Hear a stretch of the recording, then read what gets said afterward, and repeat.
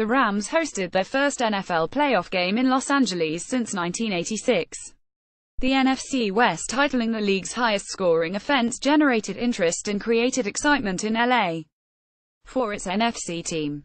The Rams sold 74,300 tickets for Saturday night's game, and Rams fans showed up to cheer on the home team. But the Rams spoiled the party. The home team fell behind 130, never led, and lost 2,613 to the Falcons. Atlanta, as the sixth seed, will play at Philadelphia next week.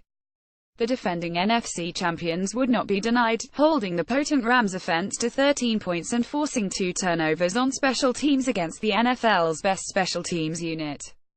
It put an end to a 12-game run of comebacks in the postseason. The Patriots, of course, rallied from a 283 deficit in the Super Bowl to end the 2016 season, and the Titans opened the 2017 playoffs with a win despite falling behind 213.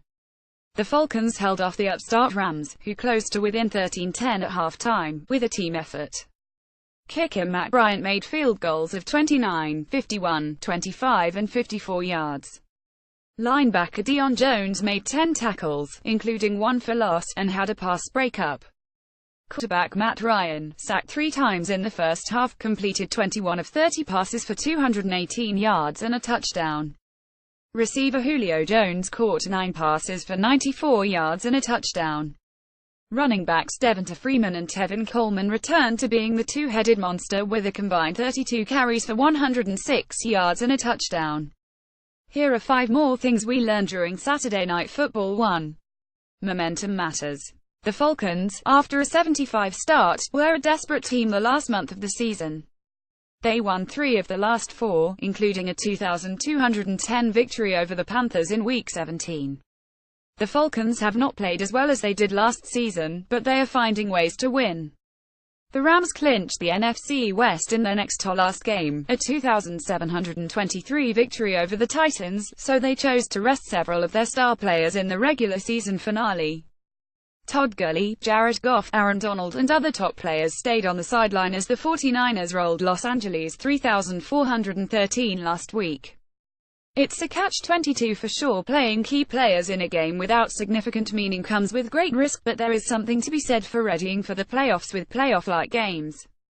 2. Playoff experience matters. The Rams had only 6 players on the roster with previous playoff experience. Gurley, Donald and Goff were among those playing in the postseason for the first time. It showed at the start as the Rams looked uneasy and out of sorts in the first quarter when they gained only 14 yards. They scored the final 10 points of the first half and appeared to grab the momentum going into halftime, but they could never get over the hump against the veteran Falcons. Atlanta has 36 players on its roster with 174 postseason games among them. The Falcons have been here, won here. The Rams aren't going anywhere. With a young core, they should return to the postseason many times in the coming years and will be better prepared the next time they get back.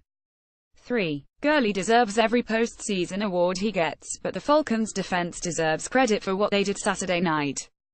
Gurley averaged more than 175 scrimmage yards per game in his last 5 games, but the Falcons held the MVP candidate to 111 yards from scrimmage on 18 touches. The Rams gained 361 yards, but they reached the end zone only once. Cooper Kupp caught a 14-yard pass from Goff in the second quarter. 4. The NFL needs to do a better job of ensuring better field conditions. The Coliseum field was awful, with players slipping and sliding all night. Ryan nearly went down untouched on his 8-yard touchdown pass to Jones in the fourth quarter, but several other players couldn't keep their footing. The league is fortunate no player was seriously injured because of the poor field conditions. 5. Is Julio back? The Falcons receiver had a down season, or as down as a 1,444-yard season can be.